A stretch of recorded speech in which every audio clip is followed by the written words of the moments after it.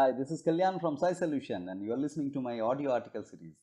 The topic of this article is Why is an act of evil an illusion? Part 3. Disposition, Philosophy, Foundation, Nature Cure. To explore my articles, you can visit the notes section of my Facebook page fb.com/getscisolution or click scisolution.co.in for direct access. This article is the third and the concluding part of my previous articles on the same subject. Before you proceed with this article further, I must raise a caution that this article is written only with the objective of individual health management. Criticism towards any collectivist idea or systematic regulations is not the goal of this article. Individual ideas and expectations of imposition of disciplines, norms, punishments, acts of revenge and justices are out of the scope of this article. This simplified idea of the perception of not identifying but knowing the evil can better individuals' level of health and happiness in the first place. Conscious and beyond conscious, mind and otherwise. The beyond conscious is commonly termed as unconscious, subconscious or superconscious levels. I am using the term beyond conscious cumulatively for everything that is happening without our conscious knowledge. If we compare the beyond conscious with conscious, we find that the consciousness is just the tip of the iceberg, where the beyond conscious phenomenon is a massive portion. The conscious portion is just a peripheral existence. The deeper and the major aspect of the whole is the beyond conscious portion. Now, if we understand this difference between the conscious and the beyond conscious phenomena, then we also can correlate that the good or the bad that we term often do fall in the phenomena which are consciously driven. But the consciousness is tiny and trivial with respect to the beyond conscious and the whole. The labeling of the good or the bad is just our interpretations which trigger arrays of unnecessary thoughts in our mind. With respect to the vastness of the whole, the impact of conscious aspects is insignificant. We often indulge in these analyses and misuse our vitality. Then is good also an illusion? Well, the universe is evolving in its progression without being good or bad. It is perennially neutral in its execution. The growth that we interpret is the evolving nature of the universe. A plant grows without any pull or push. If we pull it or push it, it actually hampers the real growth. Hence, the neutral state is the right state of progression towards the maturity, which is the actual growth for us. Hence, exaggeration of good is actually bad. It may appear as good for some time, but eventually it hampers the real growth. Therefore, whatever we try to impose as good or bad are actually bad and illusionary in nature.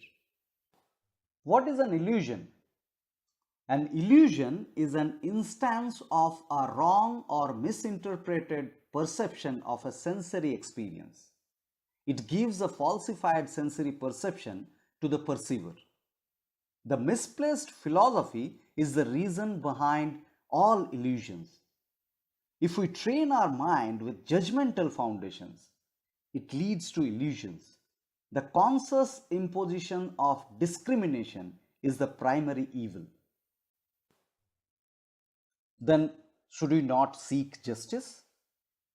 What is a justice? It is fundamentally an idea of revenge. The idea of revenge can never soothe the individual who is carrying this idea.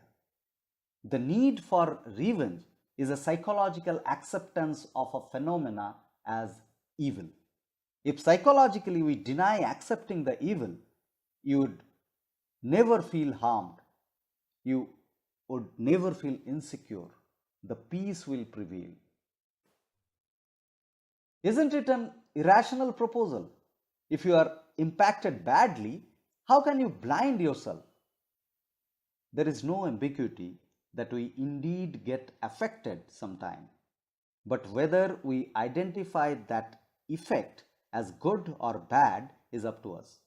The labeling concludes, if we opt to identify the effect as an ongoing process, we settle to the neutrality and achieve a better management of health and happiness. Identifying an evil is a conclusion. Only non-conclusiveness can usher possibilities.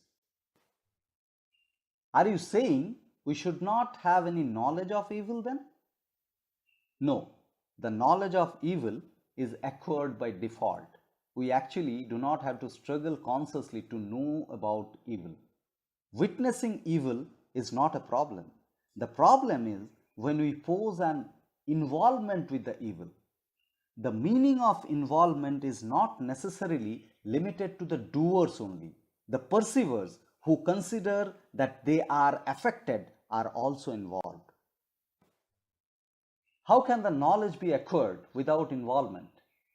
Compare this with watching a movie and the momentary relatedness with the protagonist's feeling of good or bad. In this, you know you are actually not affected, but you sense the impact with your engrossed relatedness. The sense of relatedness gives the needed knowledge without effect. Then should we not correct the evil? Correction is a critical aspect. Identifying evil is the first recognition that we offer to the evil. Correction needs an empathetic analysis. In most of the cases, the evil dies in absence of recognition. Identification of the evil is an encouragement. It is an illusionary eruption which collapses on its own. Paying attention to this illusion is a toll on our vitality, undoubtedly. Thank you. Disclaimer. This copyrighted article is written under the light of true nature cure practice and does not align with medicinal practices. It is an educational endeavor to explain that the real cure is achieved from within.